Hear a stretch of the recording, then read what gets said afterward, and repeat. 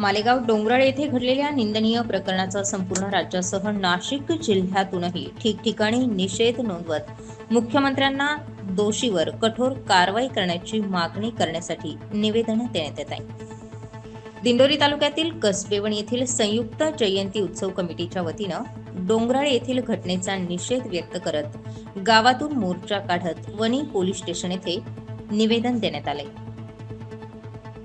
यावेळी ग्रामस्थांनी जोरदार घोषणाबाजी करत अशा प्रवृत्तींना वेळीच आवर घालण्यासाठी कठोरात कठोर कारवाई व्हावी अशी मागणी केली।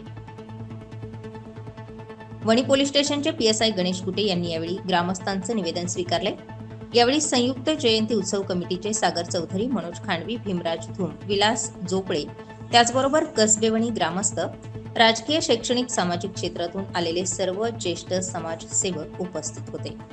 मालेगाव तालुक्यातील डोंगराळे येथे 3 वर्षीय चिमुकलीवर अत्याचार करत दगडाने ठेचून तिची हत्या झाल्याची निंदनीय घटना घडली आहे। या घटनेचा कसबेवणी येथे जोरदार निषेध करण्यात आलाय।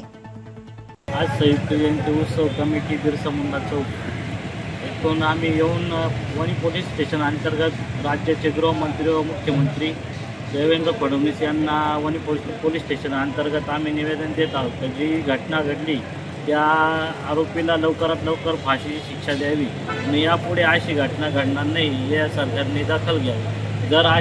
जर घटना घडली तर मग कायदा हातात घ्यायला आम्हाला वेळ लागणार नाही।